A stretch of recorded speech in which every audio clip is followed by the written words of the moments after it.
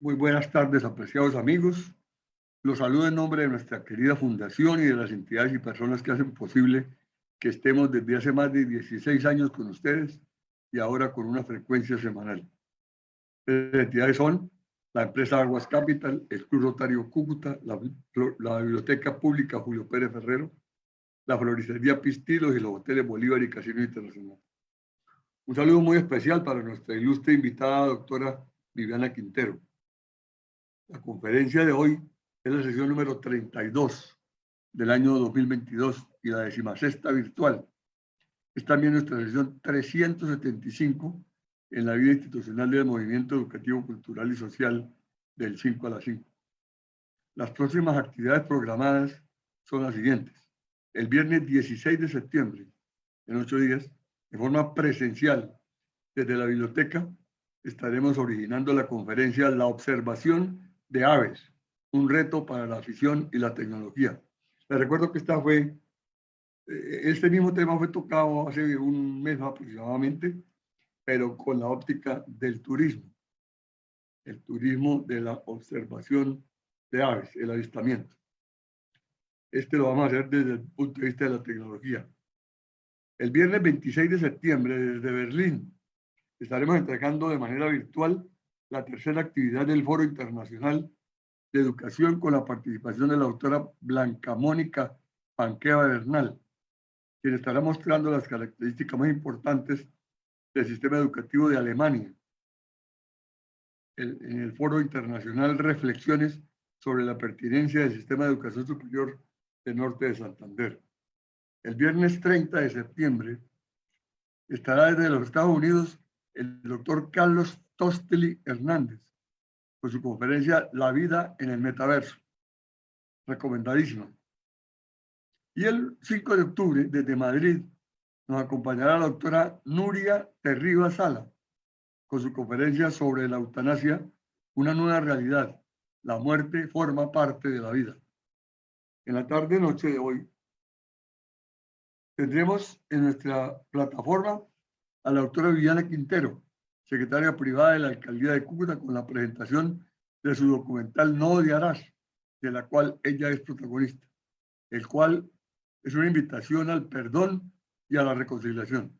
La doctora Viviana es abogada, especialista en Derecho Administrativo de la Universidad Simón Bolívar, sede Cúcuta, aspirante a magíster en Gestión Pública como becaria por excelencia académica de la Universidad de los Andes, con estudios internacionales en Función Pública en España y Brasil, como becaria internacional de la Fundación Botín y en Incidencia Ciudadana como becaria de la Fundación Ciudadana Inteligente de Chile, y actualmente secretaria privada y jefe del gabinete del alcalde de Cúcuta, Jairo Yáñez Rodríguez. Es embajadora juvenil en One Young World del norte de Santander en Londres 2019, Premio Nacional al Talento Joven por la primera dama de la nación, consultora y asesora en asuntos relacionados con la función e inversión pública, participación e incidencias ciudadanas. Del documental No odiarás, debo decir algunas palabras.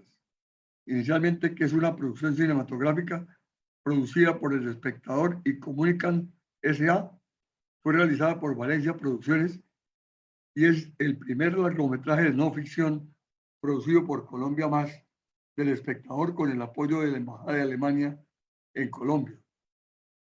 Dura hora y media y cuenta la historia de 3 mujeres, una de ellas nuestra invitada Viviana Quintero, quienes desde diferentes aristas han sido víctimas del conflicto y han decidido dar un giro a la espiral de la violencia y del odio en la que se vieron envueltas, conscientes de que ese no es el camino que permitirá que Colombia sea un país diferente. Lo dejo ahí para permitir que ella nos cuente en su tiempo toda su historia y los intríngulis de esa obra. Bienvenida, doctora Viviana. El auditorio es suyo. Preparados los asistentes para escribir sus preguntas e inquietudes y para levantar la mano y pedir la palabra una vez nuestra invitada termine su exposición. Muchísimas gracias. Sí, doctora Viviana.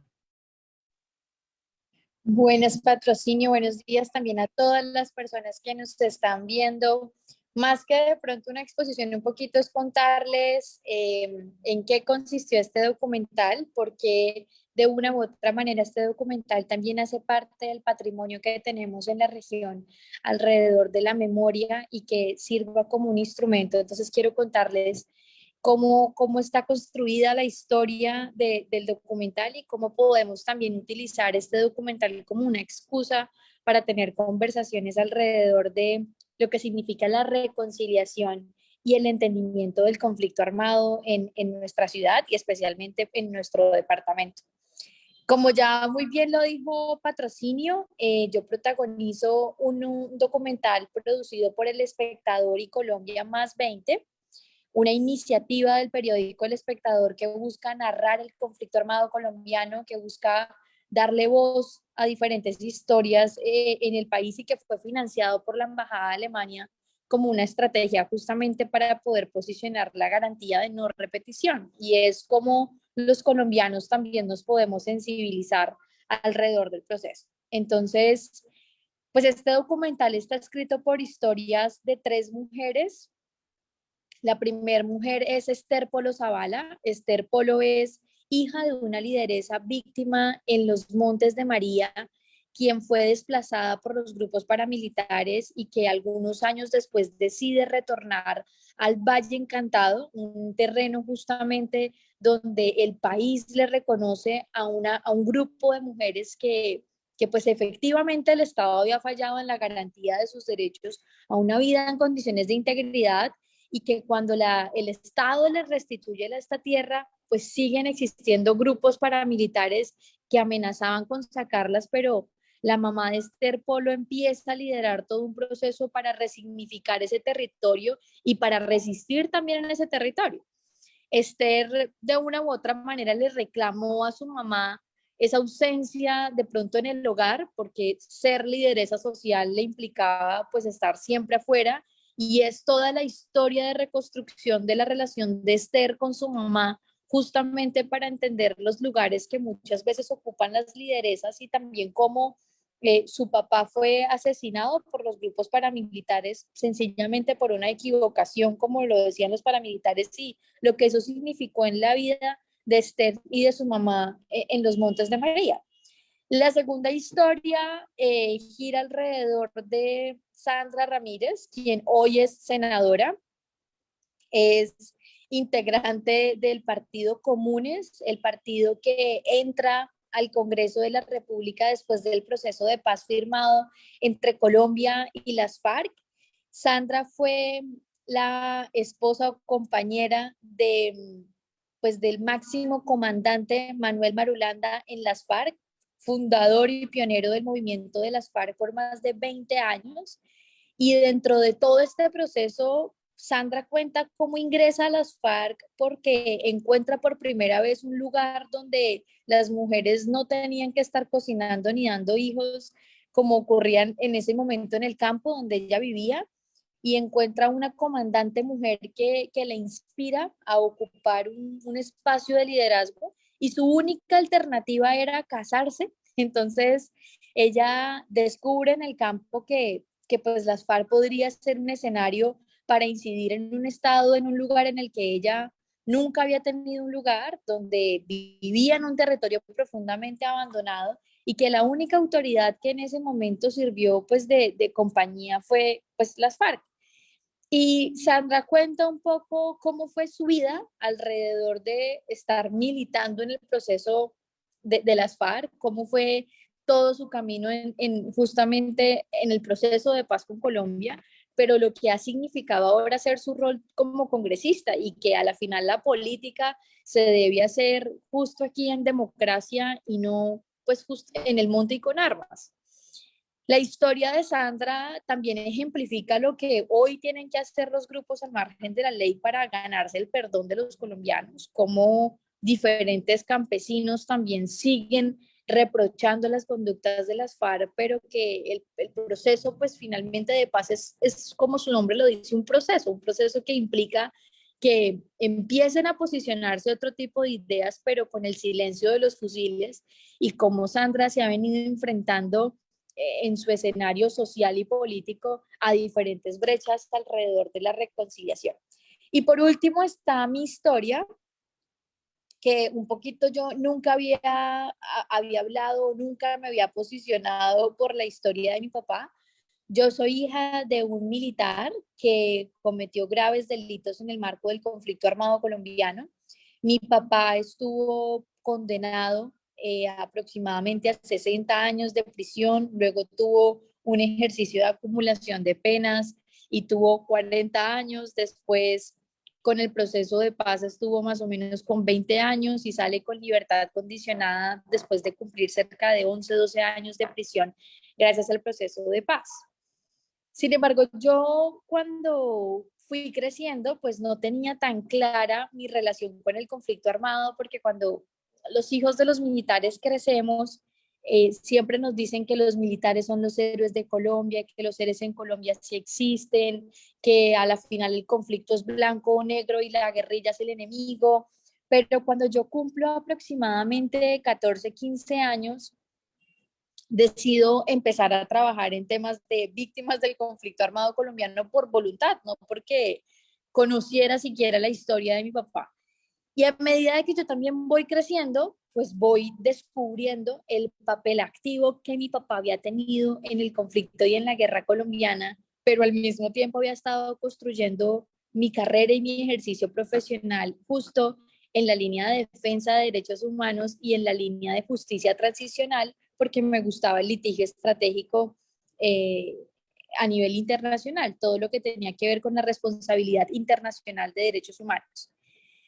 Y encontrarme a mí misma tan involucrada en una historia del conflicto armado, donde a lo mejor yo no era una víctima directa del conflicto, pero pues sí había vivido lo que significaba que mi papá hubiera estado 21 años en la guerra, que ahora estuviera preso, que el conflicto armado no fuera tan ni de blanco, ni de negro, ni de buenos, ni de malos, porque habían demasiados matices de por medio, pues me llevó a asumir un papel de conciencia, de entender quién era entonces mi papá y qué había pasado en su vida para que a la final hubiera tomado las decisiones que tomó. Y descubro que mi papá era hijo de una mujer que tenía 14 años y fue vendida a sus 14 años a un hombre de 40 años en el campo en Boyacá, y que cuando tenían 3 o 5 años, mi papá y mi tía mi abuelita tuvo solamente 2 hijos con mi abuelo asesina a alguien en un pueblo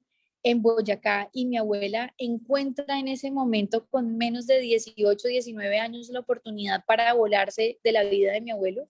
Mi abuelo cae preso por haber asesinado una riña de pueblo a alguien y empieza la travesía de mi abuela, una mujer absolutamente campesina, que no había podido acceder a la educación, a encontrar algunos medios de vida para un niño de 3 años y una niña de 5 años, que eran específicamente es mi papá y mi tía. Y en el ejercicio del campo, pues se encontró con una hermana y como pudo dejó a estos 2 niños en cabeza de su hermana, y mi abuela se vino a trabajar a Cúcuta como comerciante con lo que podía, y allí pasaron muchos años mi papá y mis tías, pero pues fueron víctimas de abusos, la familia materna no fue tan solidaria y los ponían a dormir con los animales. Mi tía pues justamente crea una complicidad con mi papá como la única persona, siendo 2 niños que se tenían uno al otro, y mi abuela cuando ya tienen aproximadamente 7, 8 años, mi papá y mi tía 9, 10, decide traérselos al barrio aeropuerto, a Cúcuta desde Boyacá, y empiezan a invadir el barrio aeropuerto, eh, y crecen en medio de la precariedad, crecen en medio justamente de una absoluta pobreza. En ese momento el barrio aeropuerto no tenía acceso a servicios públicos y la única posibilidad que encuentra mi papá a los 7, 8 años es ser domiciliario de una floristería en el centro. Y en esa floristería encuentra una mamá que lo adopta relativamente y los fuerza como a trabajar y a estudiar un poquito, pero nunca terminó finalmente el bachillerato. Y cuando tiene 18 años, mi papá se entrega al ejército. y en el ejército fue un hombre supremamente proactivo, entregado, pero la guerra se empieza a degradar y la guerra también empieza a perder el sentido y mi papá, por lealtad a la institucionalidad de sus superiores, también empieza a degradar su lealtad con la institucionalidad.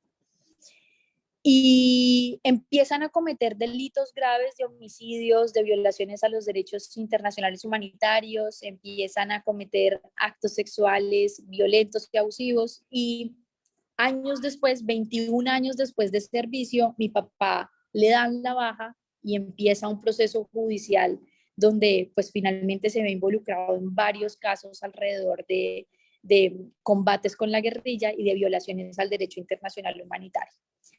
Entender un poquito la historia de mi papá y de dónde venían me hizo cuestionarme de manera importante todas las veces en las que el Estado también falló, porque si de una u otra manera el Estado hubiera estado presente cuando una niña de 14 la iban a vender con un hombre de 40 años, pues a lo mejor mi abuela no hubiera tenido la vida que tuvo.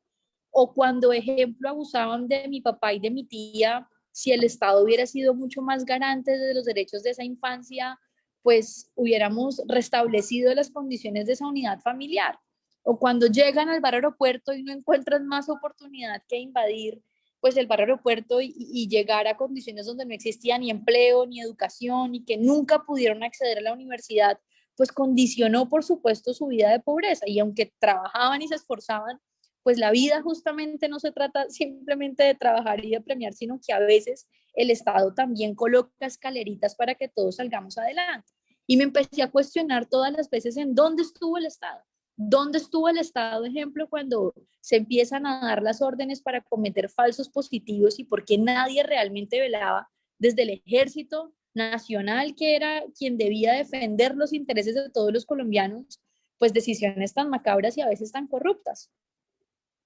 Y esa gran interrogante alrededor del dónde estaba el Estado cambió mi vocación por la línea en la que yo me estaba enfocando más de litigio estratégico y de defensa, por preguntarme cómo se administraban los recursos del Estado y cómo de una u otra manera, pues los ejecutivos, llámese presidente, gobernadores o alcaldes, tienen una responsabilidad inminente en la administración de los recursos para superar esas brechas y para que efectivamente personas como mi abuela, mi papá o mi tía hubieran tenido, siendo niños, adolescentes y jóvenes, mejores oportunidades para acceder a una vida en sociedad que les hubiera permitido ser más productivos.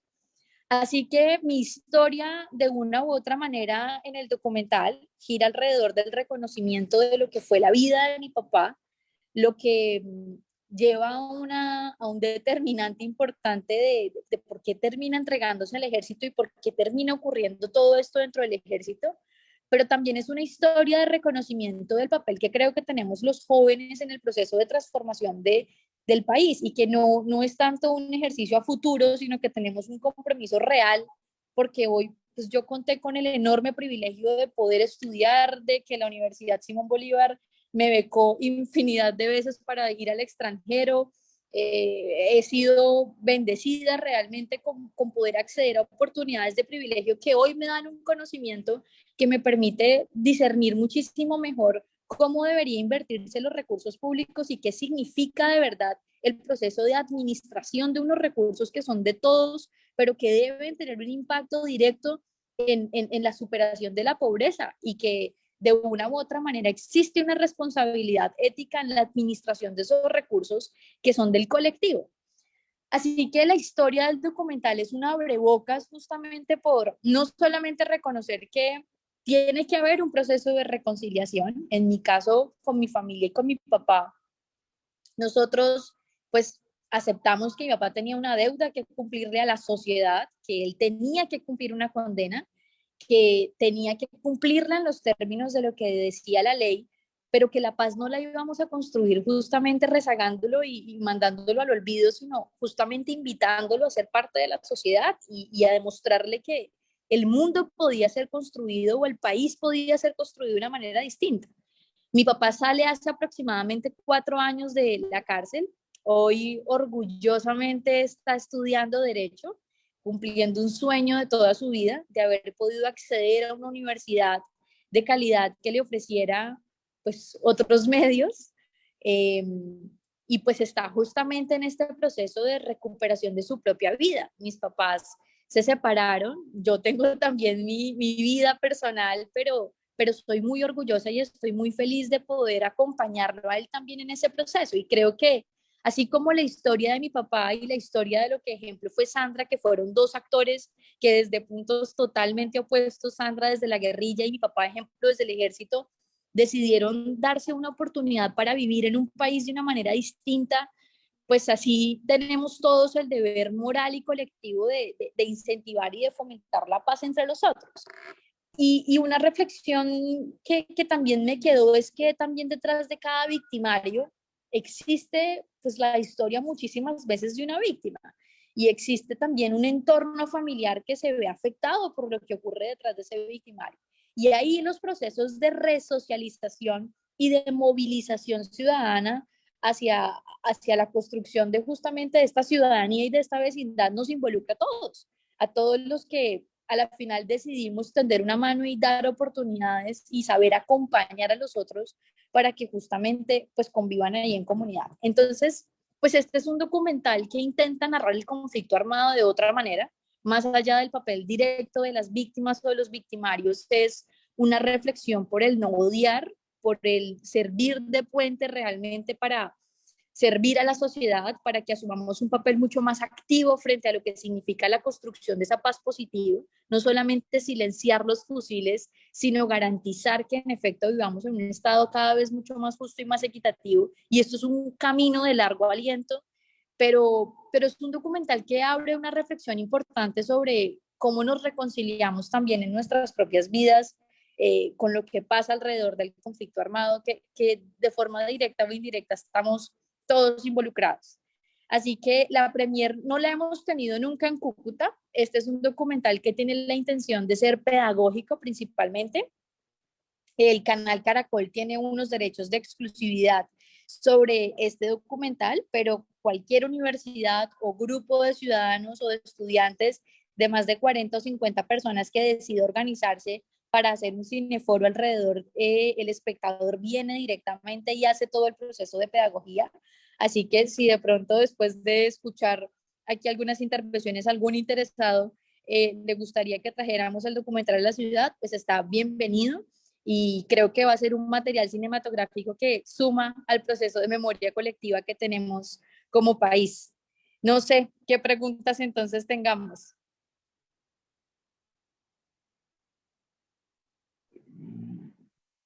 Gracias, doctora Villano. Primero, pues, escucharla es una delicia. Pienso que,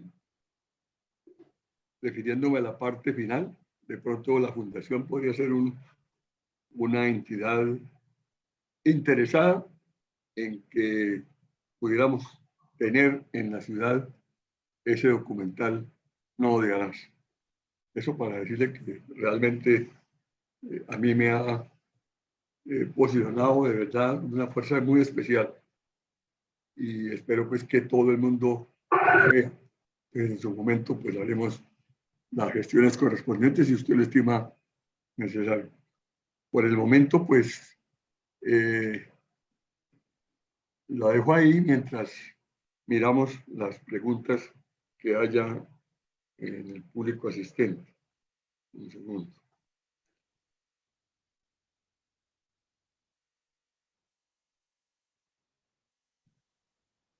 Manuel, Señor, pregunte por favor si existen algunas inquietudes en Facebook Live. sí, señor. Ya veo una. Ya veo una. Ahí va, doctora Viviana. Manuel Alberto Pérez Jauregui. Excelente y muy oportuna conferencia. En los procesos de paz. Es otro testimonio de cómo detrás de todo conflicto existen muchos antecedentes de historias familiares de afectados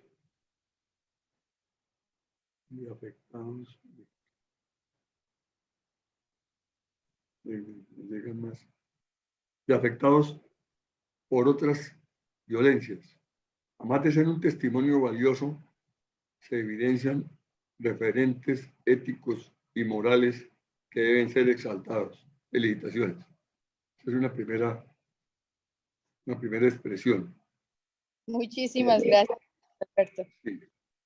El doctor Antonio María Ríos López, dice doctora Viviana, con todos los procesos de paz que ha habido en Colombia, ¿qué debemos mejorar?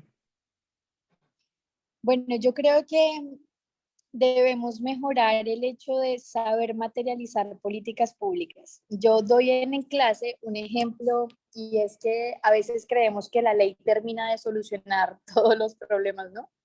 Pero la ley es sencillamente pues un emanado que le habla a más de 1.100 municipios en todo el país, pero son los liderazgos de los territorios los que toman esa disposición general y dicen cómo la vamos a materializar. Y ahí hacen falta gestores públicos capaces de materializar esas apuestas. Porque una cosa es tener ideas de país, una cosa es querer soñarse a un país diferente, pero otra totalmente diferente es materializarlas. Y creo que ahí lo que hace falta es formar a más generaciones de gestores públicos que sean capaces de asumir presupuestos y de materializar programas y proyectos en territorios tan complejos como el nuestro, porque a veces ejecutar programas no es tan sencillo ni solamente requiere voluntad política.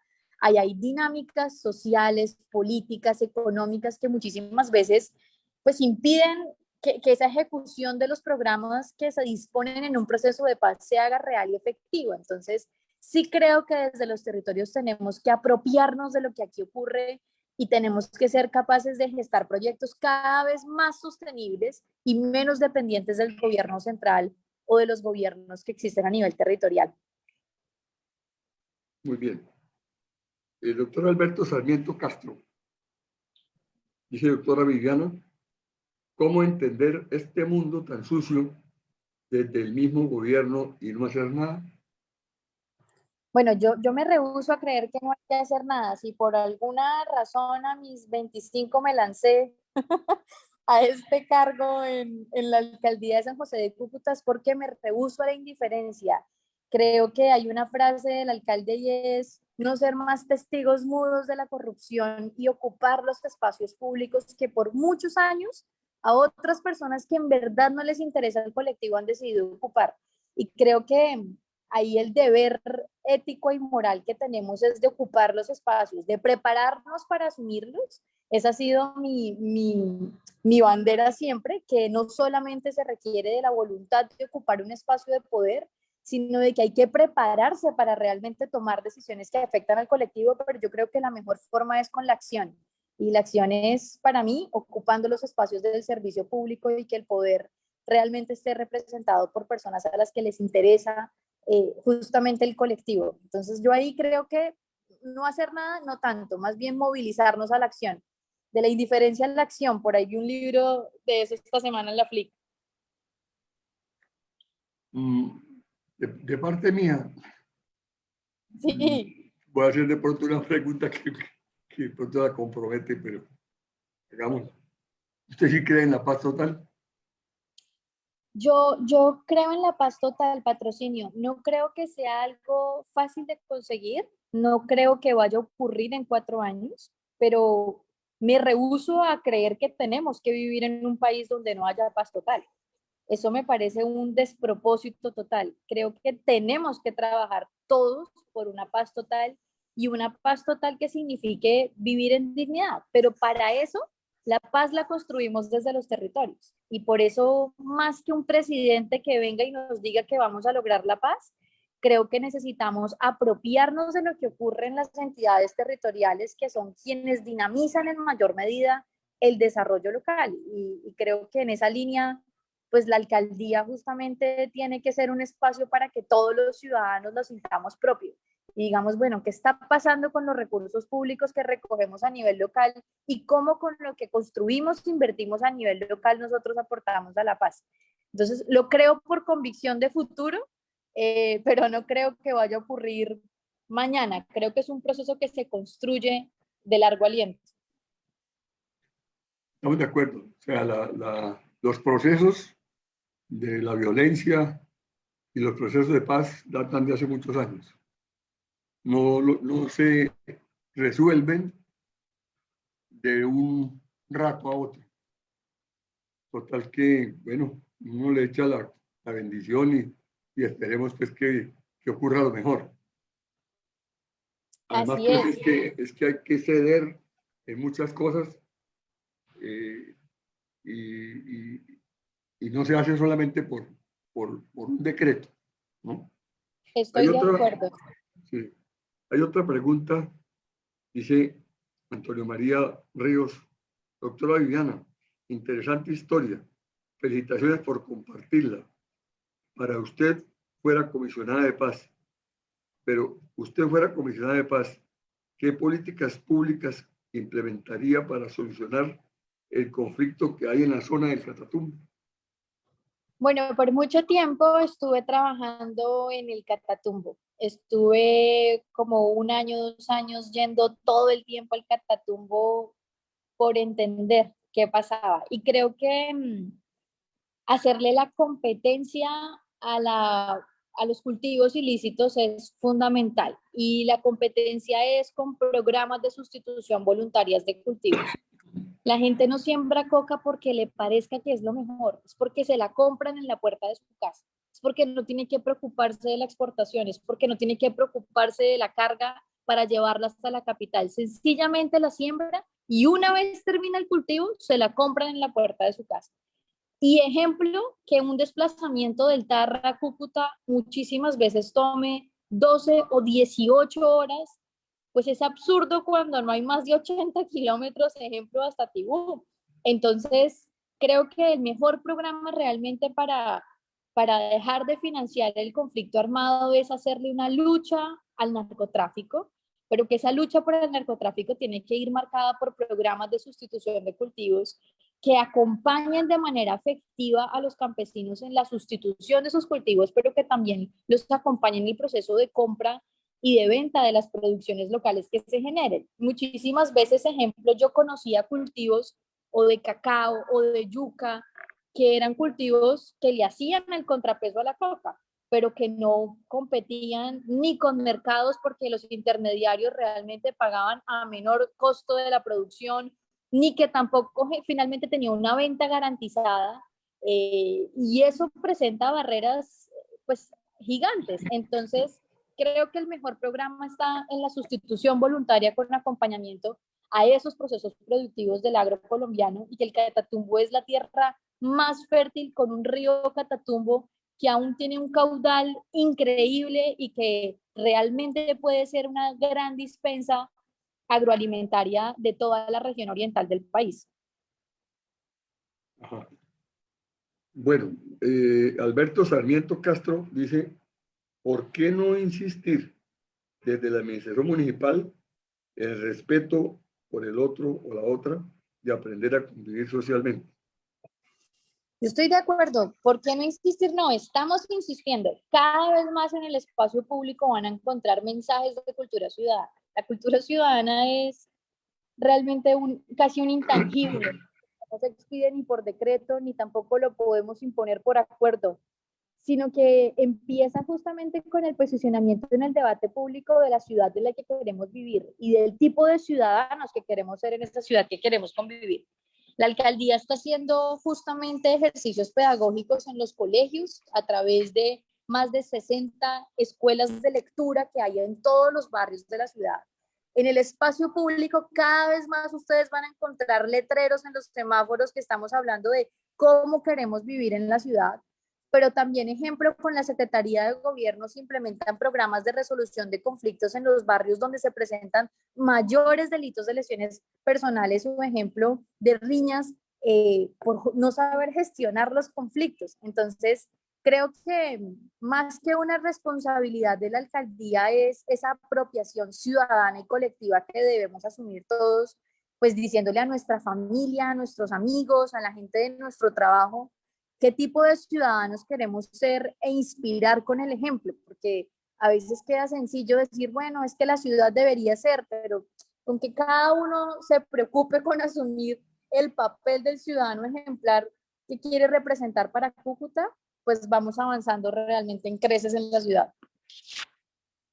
Bueno, Gustavo Larrota dice: Viviana, un gusto saludarte. Siendo tú una líder joven con una gran visión que has aprovechado de forma excelente las oportunidades académicas y profesionales a nivel territorial, ¿qué acciones debemos emprender como sociedad, políticos, emprendedores, ONGs, gremios, academias, sociedad civil, para reconciliarnos verdaderamente, ya que finalizado el acuerdo anterior con la FARC, hay heridas abiertas, ofensas digitales, odios profundos, la violencia continúa y el narcotráfico sigue a sus anchas? Gustavo, me encanta esa reflexión.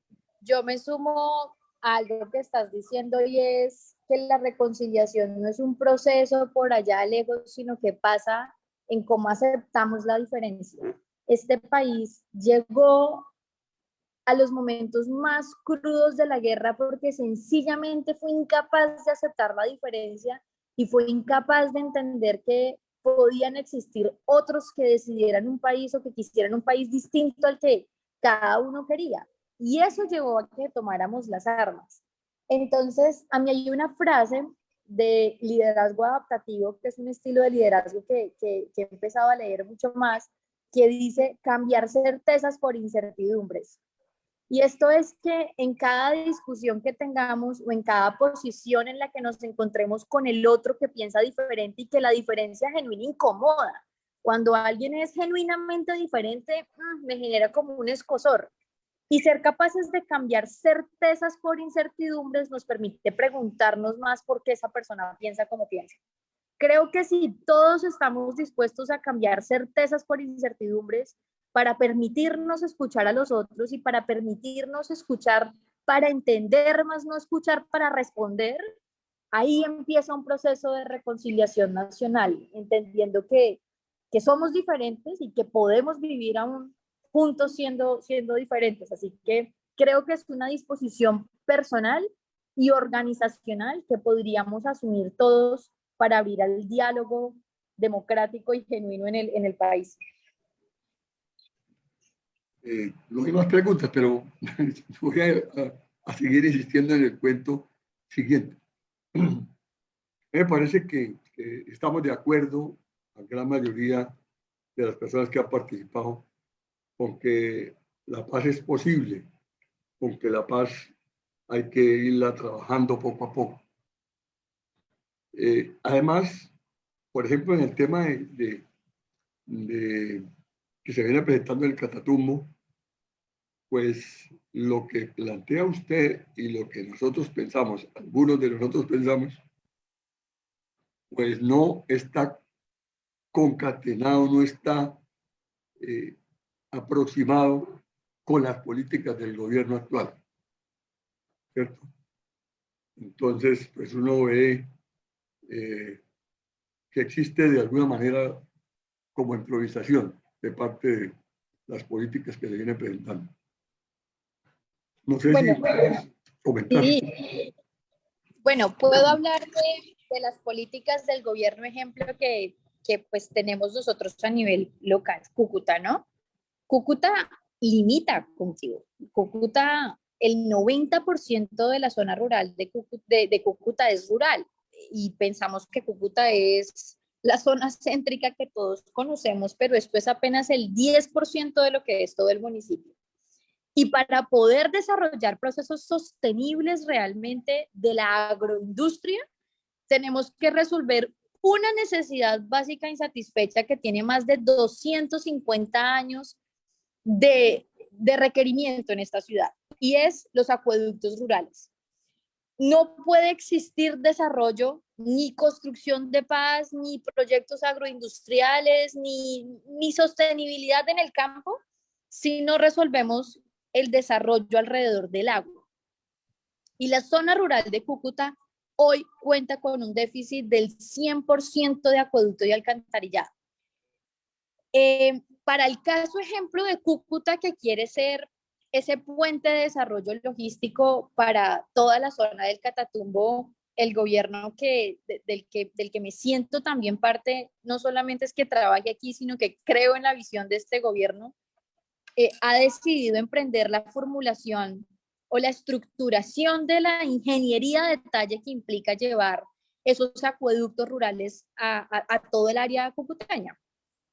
Este es un proyecto que lleva trabajándose cerca de 1 año y medio, casi 2, que se estructuró con la banca internacional IFC y que de hecho fue entregada aproximadamente a finales de este año, y se identificaron que 18 acueductos rurales para los 18 centros poblados más importantes de la ciudad, algunos que limitan con la frontera por donde pasa la gran parte del problema de la seguridad nacional que tenemos, porque aquí tenemos Tren de Aragua, Pelusos, FARC, ELN, PL. Llevar el agua para poder tener procesos de reconversión agroindustrial nos cuesta al municipio 90.000 millones de pesos. Y esto no es al 100% de la zona rural, significa llevarlo a los 18 centros poblados más importantes del área rural cucuteña. Y creo que, ejemplo, ahí empieza, Patro, lo que significa materializar políticas públicas, porque aquí pueden existir proyectos, ejemplo, que visibilicen y digan que estén entregando unidades productivas a la zona rural. Puede que, ejemplo, el gobierno nacional se coloque la 10 y empiece a invertir, ejemplo, en sustitución de cultivos. Pero si no existe una infraestructura sostenible para que le garantice al campo colombiano que haya acceso continuo a los servicios públicos domiciliarios, pues no va a haber ningún desarrollo realmente con visión de futuro, ni va a haber una construcción de paz positiva. El gobierno del alcalde Jairo Yáñez ha invertido más de 2.700 millones de pesos solo en la estructuración con ingeniería de detalle de estos acueductos rurales.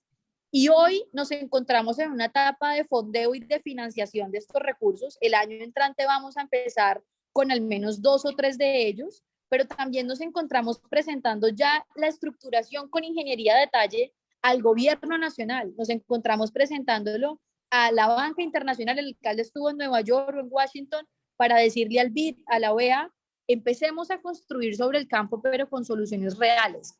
Entonces, yo, ejemplo, de cara al gobierno nacional, creo que a veces nos quedamos con el efecto más visible, y el efecto más visible sería ver la maquinaria y un gran sector del agro, ejemplo, recibiendo materia prima. Pero resolver los problemas de forma estructural y con visión de largo plazo, pues implica ver los problemas más atrás, y creo que resolver el problema del agua y de la conexión a los servicios públicos domiciliarios en el campo es el inicio de una apuesta importante. Se estima que en el gobierno Petro va a haber un fondo que va a repotenciar la financiación de proyectos de saneamiento básico. Sin embargo, eso aún no está escrito en ningún lado, entonces tendremos que verlo de cara a la formulación del Plan Nacional de Desarrollo. Pero para el caso, ejemplo, del municipio de Cúcuta, en estos 18 meses que nos quedan, vamos a concentrarnos en la socialización de esos acueductos rurales y en seguir tocando puertas para conseguir el cierre financiero necesario, porque si la alcaldía lo hace solo, le tomaría aproximadamente 10, 12 años financiar el 100% de esos acueductos rurales, versus que si lo hacemos acompañados de la banca internacional y del gobierno nacional, en 5 años podríamos fondear estos 90.000 millones de pesos que sirven para la construcción de esos 16, 18 acueductos rurales. Entonces creo que ahí es donde empieza a materializarse la paz con soluciones reales. Muy bien. Bueno, voy a leer unas notas.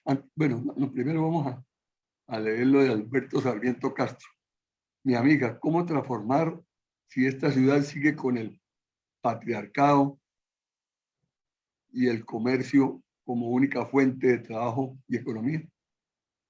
Incentivando realmente y más unidades productivas. El mercado no lo vamos a cambiar por decreto. Tenemos que incentivar realmente la educación y la innovación en el sector productivo. Y realmente ahí este es un ejercicio de largo aliento. Ahí la base académica es fundamental para formar el capital humano que termine generando o fortaleciendo otros nichos productivos en la ciudad. Entonces, creo que ahí la solución es seguir incentivando en la educación nuevos nichos de mercado y repotenciando no solamente la comercialización. Cúcuta es muy fuerte en el sector textil, es muy fuerte en la marroquinería, en el calzado, pero necesitamos apropiarnos también ejemplo de ese discurso, porque a nivel colectivo solemos ser un poquito pesimistas en el imaginario, pero hay un sector productivo colocándole frente a estos problemas, buscando mano de obra calificada, y si hacemos una sinergia entre justo el sector educativo y ese sector productivo, creo que en Cúcuta pueden pasar cosas muy interesantes. Ahí la labor del gobierno va a ser justamente ser puente, y seguir fortaleciendo a través de la educación una nueva generación de capital humano que potencie con innovación los sectores productivos que sean más interesantes para la ciudad. Bueno, Antonio María Ríos, que es una persona que está ahí siempre al día, dice una respetuosa sugerencia en materia de agua, debemos innovar, y es que los acueductos sean de doble propósito, consumo humano y para regar cultivos, los cuales generan ingresos a las familias. Les dejo esa inquietud. William, sí señora, siga. Totalmente de acuerdo para la observación de Antonio. Los acueductos que se están previendo para la zona rural no están previstos solo para el consumo humano, sino que tienen como principal justificación justamente la base de la transformación agroindustrial de la ciudad. De ahí que el cierre financiero también lo vemos en cuál es el retorno que tendría colocar el acueducto en una zona tan alejada y que probablemente no esté tan poblada como si lo está, ejemplo, la zona urbana. Y ahí la mayor justificación la dan los procesos de agroindustria. Oiga, es que si llevamos agua de calidad, pero también en potencia justamente a las zonas de mayor fertilidad de la tierra, ejemplo, de la zona rural cucuteña, pues podemos potenciar procesos productivos que garanticen sistemas de riego. Y ahí aparece otro proyecto que va también en curso y es el embalse multipropósito o el bicentenario de Cine. Pero totalmente de acuerdo contigo, Antonio. Bueno, unos comentarios. William Betancur Ángel. La academia juega un papel importante en la transformación de la visión de Cúcuta, dice William Betancur. Susana Calderón dice, mil gracias, doctora Viviana. Usted ha sido una persona que en realidad ha estudiado el proceso del perdón y reconciliación. Felicitaciones. No alcanzo a leer los comentarios del doctor Mercado. Si usted está amable, Manuel, los coloca en el chat, a ver si los puedo leer, porque es un profesional de la psiquiatría que ha sido constante, probablemente actor del 5 a las 5. Y entonces... Dice, pero se necesita voluntad política con el compromiso de la colectividad y trabajar por conseguir un equilibrio social y crear leyes que ataquen el flagelo de la corrupción en los funcionarios del Estado a todos los niveles. Educación, educación, educación. Mocus le cambió la mentalidad a los bogotanos durante su administración. Estoy de acuerdo contigo, Jaime. En Cúcuta la corrupción tiene varios niveles de incidencia. El primero son las cuotas burocráticas. Para esto, en la alcaldía estamos asumiendo un papel muy importante en el rediseño institucional, una apuesta por colocarle un límite a la burocracia y profesionalizar la planta de la administración municipal. La alcaldía tiene una planta de tan solo 500 personas para 700,000 habitantes, en las cuales el 46% de sus empleados son máximo bachilleres, es decir, que ni siquiera cuentan con un título profesional. Y parte de luchar frontalmente contra la corrupción es entender que en el servicio público necesitamos personas capaces y competentes para enfrentar esos desafíos públicos. El rediseño es una apuesta que vamos a presentar en el mes de octubre al Consejo Municipal. Lo vamos a hacer en un lanzamiento también en un teatro al que por supuesto los invitamos a todos, pero que es el inicio de una conversación sobre el tipo de servicio público que queremos de la ciudad. El segundo tiene que ver con la participación en la contratación pública. Aún en Cúcuta existe resistencia por entender que los procesos contractuales deben ser competitivos y que la contratación directa es una forma en la que el Estado interviene en el mercado y que no le hace bien realmente a los procesos de competitividad de la ciudad. Ahí la apertura total de la contratación es clave para que más personas y más empresas puedan fortalecer sus unidades o sus proyectos productivos a partir de la provisión de bienes y servicios para el Estado. Y el tercer nivel, aunque no lo creas, tiene muchísimo que ver con una decisión ética alrededor del cómo queremos administrar los recursos públicos, que aunque parezca el detalle menor, es el más importante en el nicho de la política y del sector público, porque muchísimas personas se lanzan en la política creyendo que con esto van a enriquecer sus patrimonios o que van a encontrar otras formas de vida. Y entender que el servicio público no es el espacio para enriquecerse a nivel personal es clichésudo, pero no es tan sencillo de llevar a la práctica cuando venimos de décadas y décadas de creer que para eso es el servicio público. Entonces creo que frente a esta última, las escuelas ciudadanas de liderazgo para el servicio público y la gestión pública son fundamentales. Formar nuevas generaciones de relevo para asumir cargos políticos y públicos es fundamental. Bueno, llegamos a la parte final y a las conclusiones. Vea, mi doctora Viviana y apreciados amigos, lo primero que tengo que decir es que valió la pena esperar. Nosotros habíamos programado con la doctora Viviana hace como 2 meses, después hace como 1 mes. Sin embargo, yo insistí y le dije, toca que hacerlo, porque pues con ella nos ha unido una amistad bonita, una amistad en la cual compartimos muchas cosas. Segundo, yo considero que la doctora Viviana no es una funcionaria pública común y corriente. Es una persona de altísima calidad, una persona que está seguramente llamada a formar parte de la historia política del norte de Santander. Particularmente le deseo la mejor de las suertes en el futuro. Es una persona muy joven, muy competente, que se siga instruyendo, que siga capacitando, porque seguramente va a tener un gran futuro.